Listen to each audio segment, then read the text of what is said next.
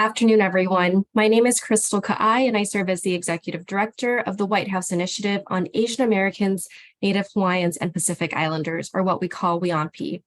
Thank you to everyone for joining us from across the country as we kick off this first in a series that we will be hosting over the course of the next year to ensure that federal resources and grants are more accessible to our diverse Asian American, Native Hawaiian, and Pacific Islander communities.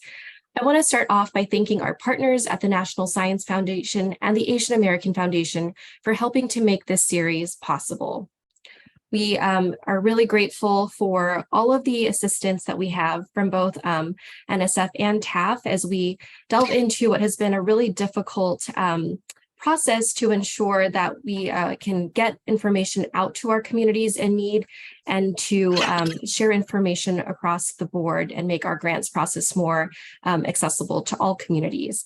And so I want to just give a little bit of background for those of you who are unfamiliar with the White House Initiative on Asian Americans, Native Hawaiians, and Pacific Islanders.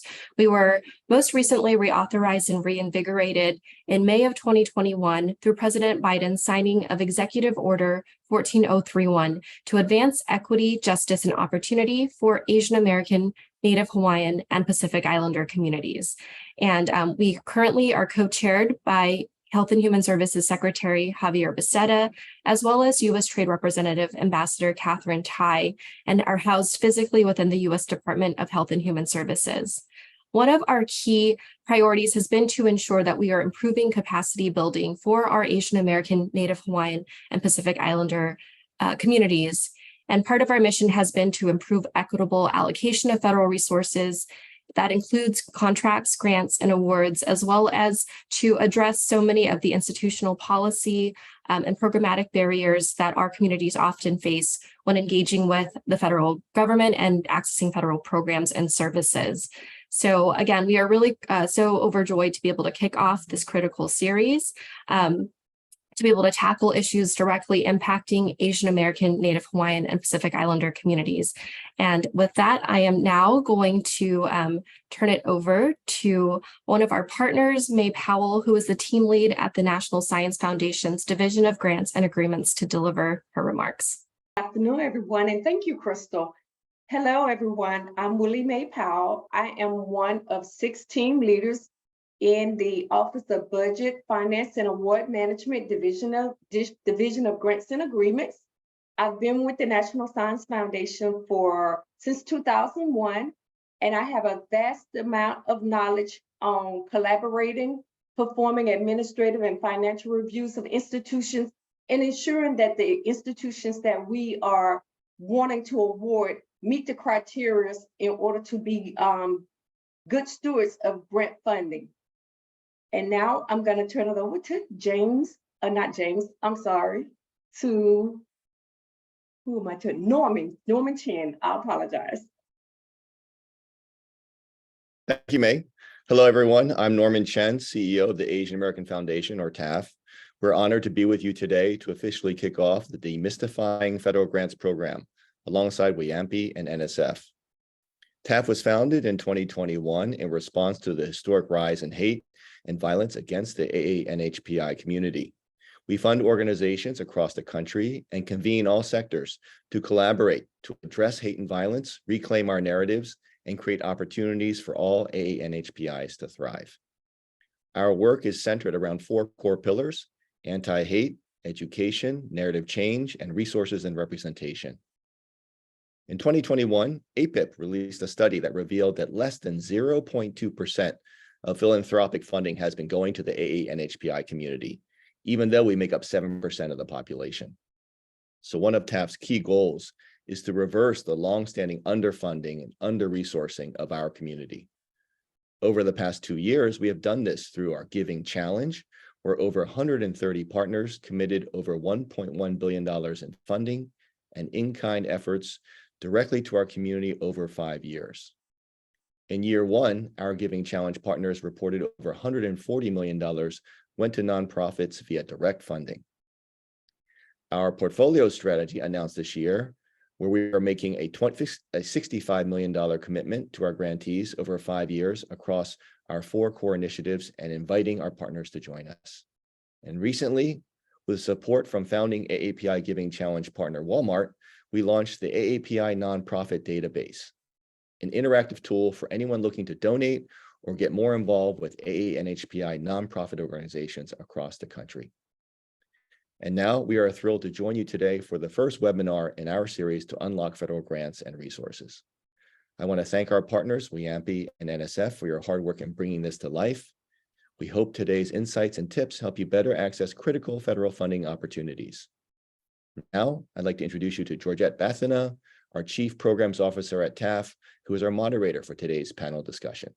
Thank you. Thank you, Norman. Hi, everyone. My name is Georgette Bathina, and I'm the Chief Programs Officer at TAAF, overseeing programming and strategy. And I'm so thrilled to moderate today's conversation with our incredible panelists, James, Willie Mae, and Jamila. I'll start with introducing James. So James Kim is a partner at Arnold & Porter and is a nationally recognized expert in procurement law. James regularly advises companies that do business with the U.S. government with strategic counsel related to funding and market access, including assistance with more than $5 billion, you heard that right, billion in procurement and grant awards and regulatory counsel related to more than $40 billion in successful merger and acquisition transactions. Thank you for joining us. We also have Willie Mae Powell, who, as you heard, as part of our welcome, is the grants management team lead for the Directorate for Geosciences and Directorate of Social, Behavioral, and Economic Sciences under the Division of Grants and Agreements within the National Science Foundation's Office of Budget, Finance, and Award Management. And then finally, we have Jamila Ship, who is Managing Director at the Asian and Pacific Islander American Health Forum, which is a national AA and NHPI serving organization that has successfully received and disseminated millions of dollars in grant funding from the US government in issues related to health education, language access, and public awareness campaigns. Jamila is a nationally recognized leader in public health, community advocacy, and capacity building, and has done a number of grant writing sessions and technical assistance in the past as well. So thank you all for being here today to support and also to help demystify the grants process for AA and NHPI organizations. So despite being the fastest growing racial group in the United States and accounting for 8% of the population, only unfortunately 0.16% of federal grants are awarded to AA and NHPI organizations. So this panel is really meant to serve as a broad overview to the federal grants process. So regardless of your prior knowledge or experience with federal grants, we know that there will be important information that will be shared today. And we hope that this will serve as a guide to reduce barriers to applying for grants. This panel, along with additional resources and grants that would be of interest to AA and NHPI organizations, will be listed on TAAF's website as well.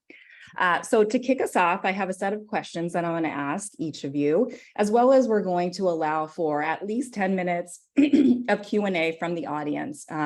So just wanted to mention that we want to be responsive to your questions as well. So to all of the panelists, and to kick us off, thank you so much for being here today to share your expertise with us. Given our focus on demystifying federal grants, what are the key insights or tips that nonprofits should know about them? And perhaps we can start with James. Well, thank you very much, Georgia, and thank you very much for the opportunity to speak to the group here. In terms of demystifying federal grants, one of the key tips is that there's not a secret code. The information is readily available to give you the tips and the tools from the federal government and some partners elsewhere that will give you the information you need to get access to the grant application process. It's up to you to be able to win on the merit side, but it is not as arcane as it seems.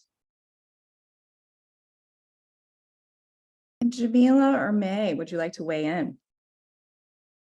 Yeah, so I think just really, I think some of the things to think about is really having a checklist, having some things in place already, such as your audit, maybe even checking out, making sure you're up to date on your 990s, making sure like just having certain things in place, but going simply perusing grants.gov every so often and looking into seeing whether or not they have some things that match your mission and what you're working on is something that you just continually do and get familiar with reading the grant from cover to cover, even if it's a grant that's not yours. And I'd just like to add that, set aside any doubt or perceptions that you have that the agency that you may want to apply to is not going to have resources available to assist you as you're navigating, submitting your proposal. Most institutions do have personnel in place that will be readily excited to help you navigate whatever issues you're coming across as you're trying to submit your proposal. So the biggest thing I would ask that you take away from it is don't be fearful. Don't doubt that you don't meet the criteria to receive federal funding. There are a lot of agencies, including the National Science Foundations, that have put protocols in place to assist, especially what we like to call new performers, in navigating the system and making sure that they do meet the criteria so that they can apply for federal funds. Thank you, Georgette. Thank you, May. So you talked a little bit about just tips and advice and don't be fearful. I think one thing that comes up is, organizations can say it's a very time-intensive process to apply for federal grants. So what are some of the benefits for organizations to apply for federal grants? And maybe we can do a round robin on that one as well. So how about James, your perspective on benefits? Well, absolutely. Number one, of course, is the fact that that is money being provided to the organization. That's obviously the most important piece of it. But to be honest with you, the benefit in many cases is ancillary as well. The federal grant can be used as a leverage point for other sources of revenue, including private, philanthropic, and other state and local grants and other sources of funding. And you can multiply the benefit of the federal grant itself. In addition, the working with the federal government, often the government will offer additional resources to benefit the organization in its other purposes as well. Yeah, I would say that the benefits are, the leverage is often important. Oftentimes, federal grants are significantly higher than some of the other grants. There is leverage to kind of work with, if depending on the type of grant you have, it's a cooperative agreement. You can work with your whatever agency that you're working with to really build out and them support you on building out your program in the way that would meet federal standards as well as meet the needs of the community. And so I think sometimes, being able to utilize the resources that they have. They often have capacity building assistants that help you get some things in place that will support you to be successful in doing the grant and beyond. And I just want to add that, think about it this way. You apply, your proposal is awarded, you're receiving this funding. This is funding that is going to take the stress off of your institution to try to support you as the researcher to perform the research. It's money that's going to allow you to not only help maybe you, the researcher, as you're navigating and doing the research for your project, but think about if you have undergraduate or graduate students that are going to be working with you on this project. That's also additional funding that's available to help them and assist them as they're trying to navigate their careers and continue with their education. So think of it like this. Federal funding is money that is given to you and is there to assist you so that you can do research that's going to benefit everyone. It's going to benefit the health of the economy. It's going to, bring new ideas and new initiatives out that maybe some other scientists haven't thought about. So again, federal funding is money that's there as an assistance. It's assistance funding. There's not a lot of, I want to say, strings attached to it, but there are some things in place that you will have to be able to do. But I promise you, it is not hard, it's not complicated, and you do have agencies have systems in place to assist you of the entire process of receiving the award to ending of the award. Thank you, May. So I have a specific question for you. So May, as a team lead of one of the largest granting agencies in the US government, could you provide a quick 101 of the federal grants process for all of us? Of course, thank you. So before I say that, I did want to throw in that last year, NSF actually we received over 39,000 proposals. And out of that 39,000 proposals, we actually awarded 11,000 new awards. And that's new award. That doesn't take into account any institutions who were already receiving funding and received supplemental funding or continuing grant increments. This is just all new awardees. So I hope that's an incentive for you to think about applying if you see a grant or an application notice out there that you are interested in. So just to talk a little bit about the Grant 101 process. It is in 3 phases, actually. There's what we call a pre-award phase, there's an award phase, and then there's the post-award phase. For the pre-award phase, it's simple. You first got to do the research. You got to go on grants.gov. You got to see if there is an announcement out there that you are interested in that will help you to continue whatever research project you are trying to get involved in or continue. That's the first step in there. Once you go into grants.gov, apply to that, put in your application, make sure you pay attention to that announcement because there may be some criteria there as far as, a submission date, or, there's special award conditions that are going to have to be met in order for you to be able to actually receive this award and manage this award. So that's the pre-award phase of it. So once you submit that application in the system, the next step is easy. Your application is going to go through what we call a compliance check or a review process. That part of the proposal review is where if there's something wrong or if you missed something, you should get a notification from the system or someone at the agency saying, hey, you submitted your application. However, it's missing this, it's missing that, maybe giving you an opportunity to resubmit before that application deadline. That's part of the pre-award phase. But also during that pre-award phase, your application makes it through and it had a successful compliance check. It had a successful merit review.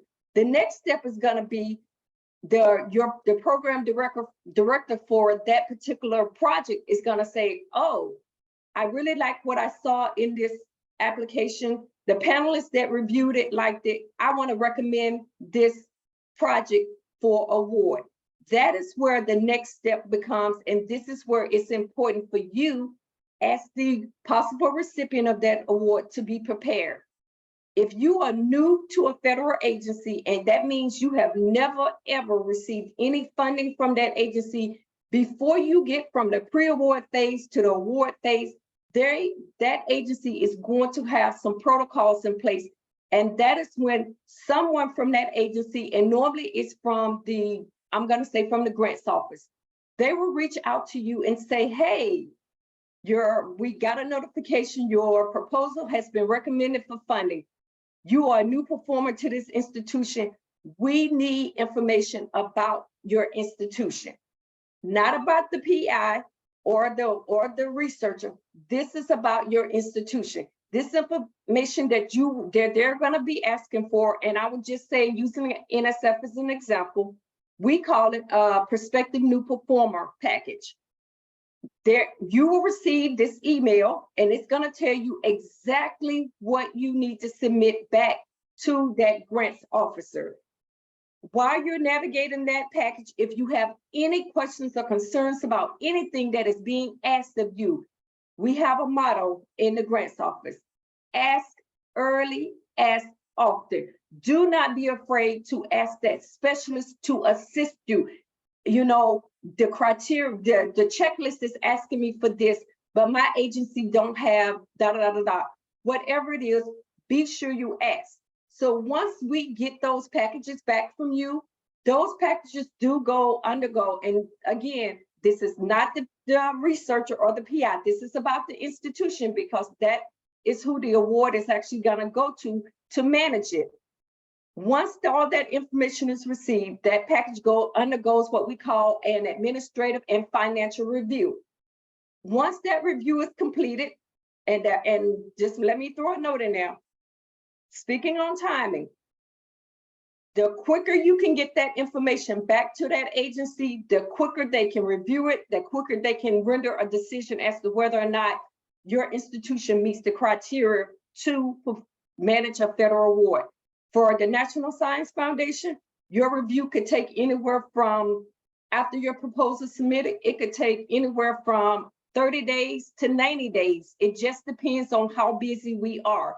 But I will tell you, it's well worth the wait, because once we get that decision or that determination that your institution can manage a federal award, you now go to that next stage, and that's where the award, that's where your proposal is reviewed. It goes through kind of like a, like I like to say, a cursory review.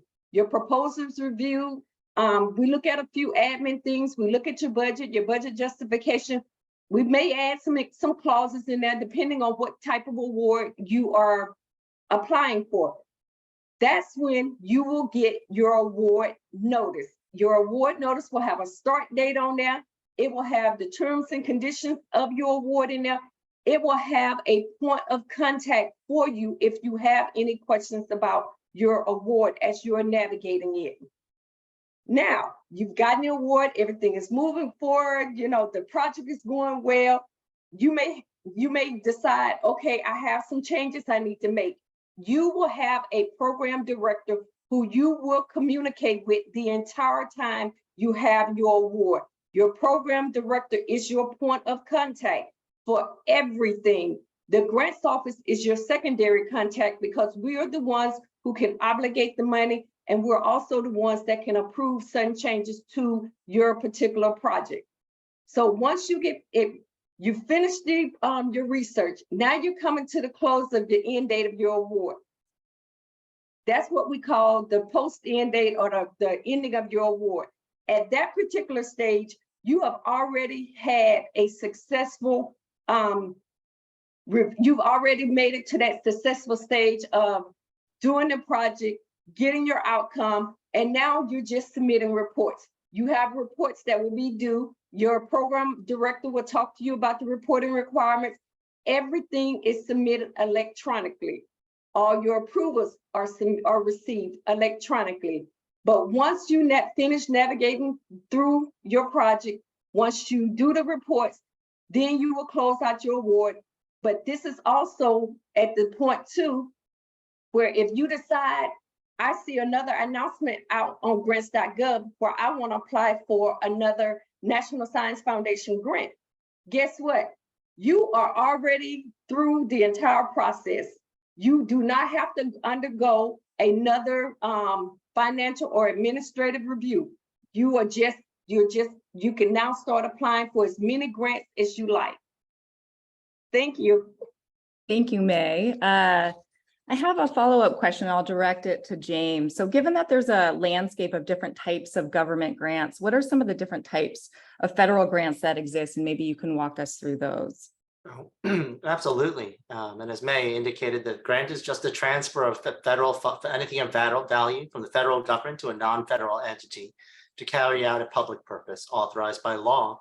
And that's a case that's distinguishable from a procurement, where the government is acquiring a product or a service for its own direct benefit. This case, as May indicates, for a public benefit. And the different types of grants in this case can be anything from, generally speaking, mandatory grants, which are generally driven by statutory requirements. These are often block grants that are delivered either to state or local governments, often on a formula-driven basis set by statute or regulation, called formula grants as well. Alternatively, there are the ones that are probably of more interest for this category here, which are discretionary or competitive grants, which applicants need to submit an application, and they are judged on the basis of, one, are they qualified to receive the grant? Have they checked all the boxes off to make sure they meet the requirements? And then two, on merit, whether or not they have a meritorious application itself. And finally, I did see a question that was submitted in the Q&A. There is a cooperative agreement. And the cooperative agreement is really distinguishable in the fact that we said a transfer of anything of value. And that includes governmental resources. And a cooperative agreement is a circumstance where the government itself, the agency, is substantially involved in the performance of the action, either contributing manpower, resources, data, or otherwise, which can sometimes be connected to funding as well, sometimes not. Thank you, James. And I'm excited to see there's nearly 400 organizations today on our webinar. I can imagine one question is around just like different size, budgetary size of organizations. And so my follow-up question is, what are some of the different roles that may exist in the granting process? And how does one get their start? Absolutely. And I think a couple different questions that I've seen streaming through the chat that are embedded in this issue. And one, who qualifies, right? The grants can, and the answer is of wide variety of organizations as well as individuals, including potentially foreign organizations in some cases. The grants will differ based on the requirements of the grant itself. So looking, as May was discussing before, about what the grant requirements are, and eligibility requirements are important, but an organization, a startup, a new fiscally sponsored organization under a 501c3, individuals, for-profit organizations, theoretically, all within the circle of eligible grant awardees on the discretionary side, of course, state and local governments as well. The roles that are important to keep in mind, I think, are really three critical roles that I wanted to discuss. And the first one is the prime awardee. May was discussing the extensive process you go through in terms of validation, execution, award, and then eventually post-award closeout of the grant itself. That prime awardee signs the grant with the federal agency. They are principally responsible for compliance with the requirements and with the completion of the grant itself. Underneath a prime awardee, and for organizations that are new to the federal grants world, often this is a role that is an ideal starting point, is what's called a subrecipient or a sub-awardee. You would not, a subrecipient is an organization that works in contract with the prime awardee. They do not enter into a contract directly with the federal agency, but are otherwise helping to perform the objectives of the grant on behalf of the prime awardee, and are subject to a number of flow down compliance obligations. But the full set of direct compliance obligations rest at the prime, and primarily as a subrecipient, your job is to assist the prime in meeting their obligations for compliance. And so for an organization that is looking to start in the world of federal grants, the subrecipient stage does not require the full checklist of application requirements and new program participation clearance. There are, of course, some pieces of that that are required, but they are lesser in burden and often a good starting point. And I would be remiss in not mentioning the final category, which are contractors, often for-profit organizations, consultants, law firms, accounting firms, and otherwise, where their services are often procured on a competitive basis, post-award, sometimes pre-award, but often on a post-award basis, where you are working as an institution in assisting the performance of the grant, but not as a part of the actual administering of the funds themselves. You're a contractor being called in to help accomplish the prime or a subrecipient's actual goals. Thank you, James. That was so helpful. So Jamila, my next question is around how we can think about preparing. So what are some of the documents or other items organizations should have in place prior to applying for a federal grant? And I think you may be on mute. Thank you sorry about that. Thank you for James and May for setting up the tone and talking about some of the pieces, elements that are needed.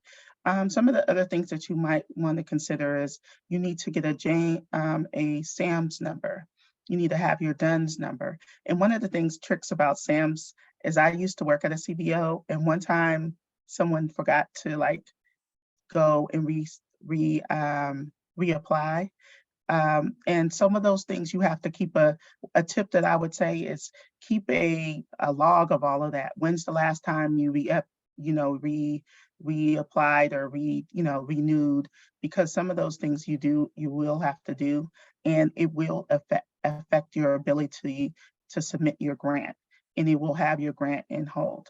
Another thing that you would want to do is make sure that I would, like May say, apply early. That way you're able to find out if you missed something, or if the SAMS number didn't get through, because all of those things all require that they take 3 to 5 days to get uploaded. One of the things when you're reading the grant, it provides you with a thorough checklist. Go through that checklist, and I would assign, like one of the things we did was just assign people the task, each thing. So, all the finance documents, you need to gather all of those. Have your finance, if they want a completed audit, have your audit up to date. Those are some things that are important.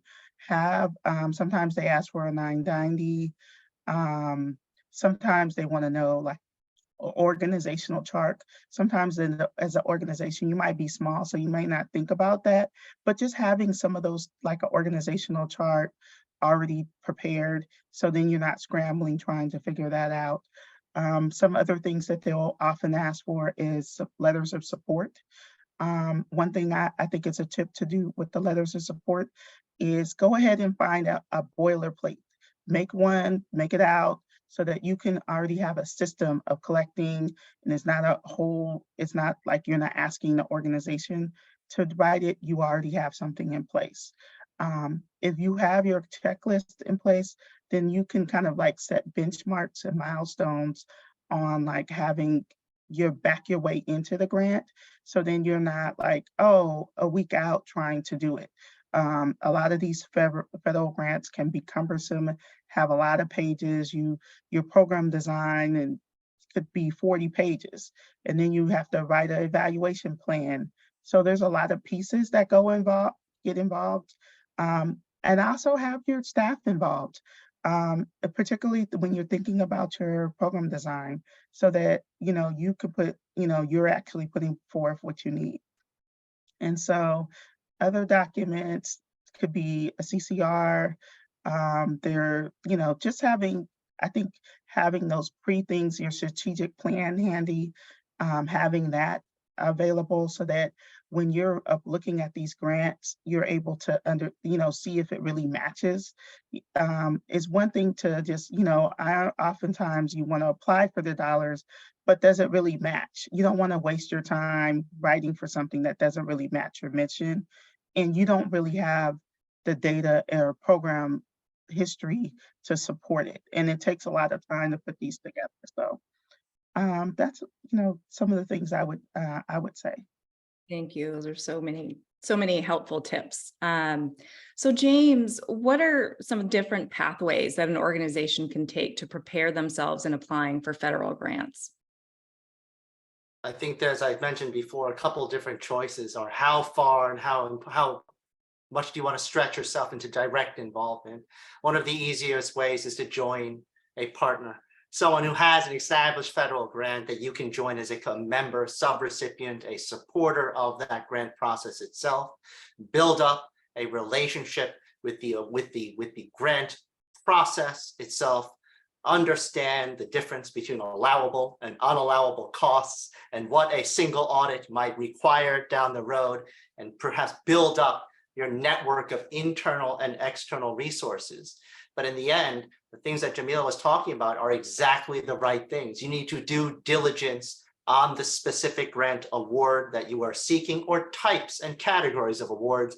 And on the basis of that, read through them. Even if you don't want to participate in that round, or if you read through a historical grant description that's in your category, build up a list of the requirements, start understanding what you need to bring to the table. And oftentimes for a new participant, you may not, if you're doing as a prime awardee, may not be in a adequate position to do all of the work yourself.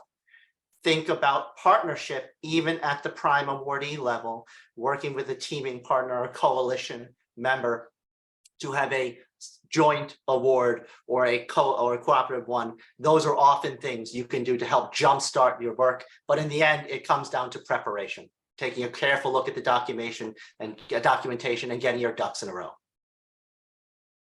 And as a follow-up question to all of the panelists, how much time should organizations budget or allow for in terms of gathering documents before beginning the grants process? I'd like to add, allow as much time as you deem necessary, depending on the size of your agency and what timeline you have available to spend.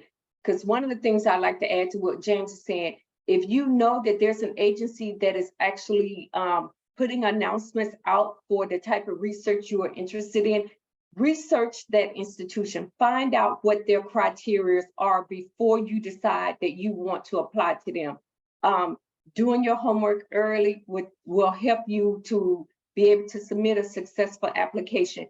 Just as Jamila said, there are a lot of criteria, but I will tell you from being a team leader at the National Science Foundation and also doing a lot of administrative and financial reviews of institutions, having your financial information together is one of the most important pieces of documents. You always want to have that readily available. The other types of documentation that you may be required to submit, those are easy. Those are the types of documents that will not stop you from or stop your proposal from being funded. But the financial piece of it will stop your proposal from being recommended for funding, because the statement will be your institution is not financially viable to handle a federal award. So ask early, do the research.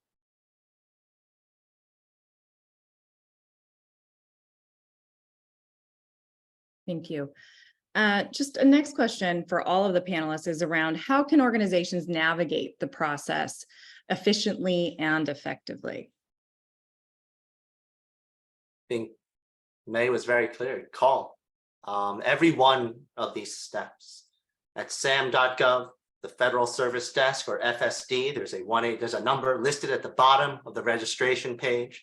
You go to the various grants.gov. There is a separate help desk available for each of the federal awarding agencies.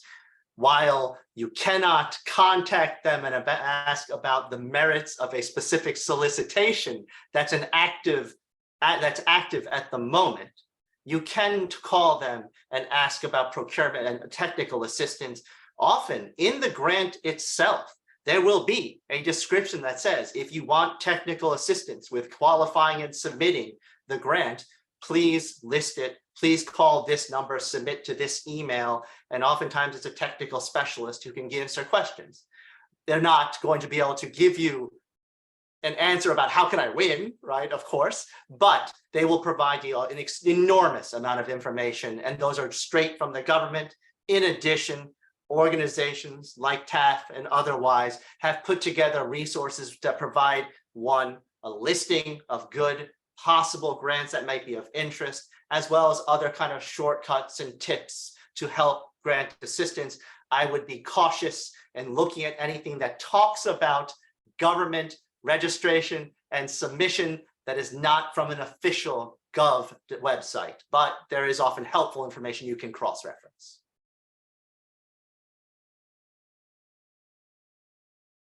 And anything you wanted to add, May?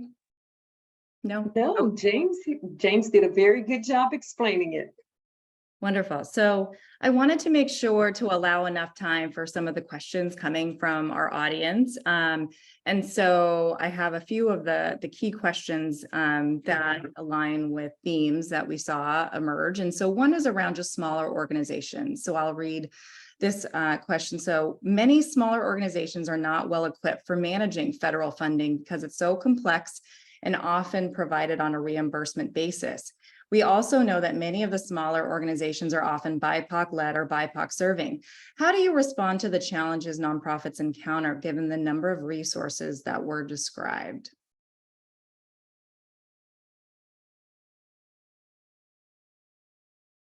From my side, I can tell you, as I stated in the beginning, and I think we've reiterated, it's not rocket science. The information is available, and oftentimes, as I said, you don't have to go through the full application process yourself. work with another organization that might have a grant that you want to partner with, work as a subrecipient. Those are ways in which you can observe and learn the process. Small organizations, often that's the easiest way, is to leverage someone else who's done it before and just kind of follow along in what they've done and learn by doing.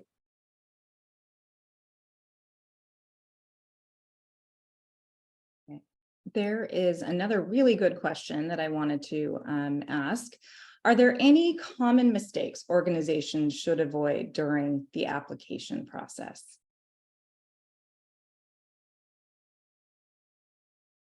I'll add to that one. The common mistake that I'm aware of is not reading the announcement and fully understanding what the announcement is asking for. If you submit, I know with, and again, using my agency, NSF, if you're submitting an application and you have not fully abided by that announcement, your proposal will not make it through the compliance check. The system will stop it and reject it. So make sure you read the application, make sure that you can abide by every special condition that is listed in that application. And just to add to that, agreed 100%. The worst mistake you can make is to miss a number, check the wrong box, and have an absolutely meritorious application that doesn't make it past the first filter of qualification. So it never gets to the desk of a person who can provide you with some help. That's probably the worst mistake you can make, is just missing something where you had a valuable opportunity. The one thing I suggest as well is just not spending time on the right issues. The scoring evaluation factors are described in each one of the grant applications, and the government does not have discretion. They are bound to adhere to those specific scoring criteria. And if you have other items that are outside of those criteria or are not in the right subsection, not described correctly, the government does not have a lot of flexibility. So again, reading it carefully and tailoring it to what they are looking for often means a little bit of moving around of what your ideal program might be, but it's necessary to achieve federal funding. It's often one of the critical pieces that people forget is your vision for success is often not what the federal government is permitted to fund. And so you sometimes have to kind of work with the federal government's restrictions there, read it carefully. That's really the thing. And the last piece, I think, as mentioned in the emails and I guess the Q&A is, what kind of, can I qualify for a grant if I'm this type of organization? And it's not generally based on the type of organization you are. It is based on the grant opportunity. And so you need to go and read whether or not there is existing an opportunity, a notice of funding or an active solicitation that talks about, that fits within the bounds of what your organization mission and objectives are. And then you fit a program within that description. It is not the other way around where you go to NSF and you say, I'm a deserving organization. Please give me money for this program, evaluate it generally. It's not an open solicitation process. It's only in response to opportunities. Thank you. So this question is around letters of inquiry. So can a letter of inquiry be helpful to see if our project is a good match for a grant?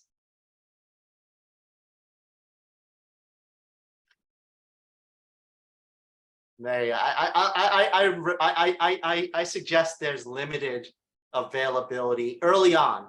If you have a program which you think is innovative and has differential value that an agency should consider as a potential grant funding area, there are ways to participate and converse with the agency about agency announcements and the like, where you're kind of giving the equivalent of a request for information. Right, we're giving a little market research on things that are available, but generally asking, as I mentioned before, asking, is this a good application? Can I get funded? That's not, they can't really answer that. If you say, does my application qualify in this form for this under these particular criteria? They may say, well, look, you need to consider these factors before you submit, but they can't tell you a thumbs up, thumbs down, will it win or lose? That's just not something they can do. That's helpful. Thank you.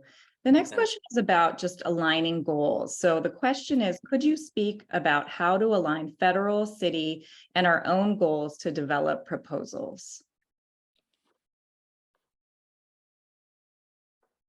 I actually work with a number of local jurisdictions on a regular basis, and oftentimes the limitation is budgetary related in gathering the necessary resources, the amount, and not just budget in terms of dollars, it's available personnel to do the work, to gather the necessary data. The benefit on that level is often stepping back and seeing where those limited resources can best be used. Is it through participation in specific grants available through Department of Transportation, EPA, otherwise for communities and the like? You have to think about the most effective use of your resources in those circumstances, rather than saying, what are we qualified for? Local communities, there's quite a bit. And with the IRA and all the other extraordinary opportunities available on a competitive basis, there's quite a bit available, but you do need to consider, can we focus in a particular area where our efforts can be used for multiple grant applications or considerations? That's probably a good starting point, as well as looking to those formula block grants where you're working with a state governmental agency to get your allocated appropriate share to a grant that's already been delivered, that's going to be delivered to the state. Those are obviously a little bit easier because then you're negotiating with dollars that are on the table. The next question is just about resources available, and there's an appreciation for this webinar in terms of providing information. But the question is there someone we can speak with directly for guidance and to learn more about the available opportunities? Are there local offices that help with grants?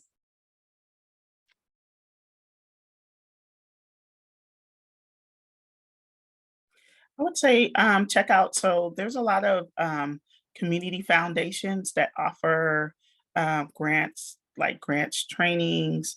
They offer, there's here, I live in the Bay Area, so they have a community foundation place where not only you can look at private grants, but you can also look up the federal grants, and they kind of like help you look through. You can look online. There's also grants.gov. And in terms of talking to someone, I think, there is other, there's definitely, I would look around to see community partners that are offering trainings. And sometimes they offer there's grant writers that do kind of like just kind of sit down with, open coffee chats. That's another place, like talk to some grant writers. Maybe you can't afford them because some of them are really expensive. But if you can build a relationship enough to have some conversation, to maybe even be an advisor or something of that nature, those are other ways to kind of like get around like maybe some of the costs that come up.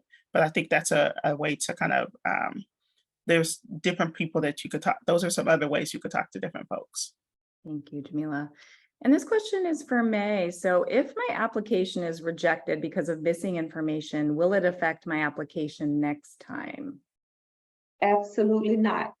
That just means, and as a matter of fact, if you submitted and your application is rejected by the system, then that is an opportunity for you to correct whatever the issue is and resubmit the application.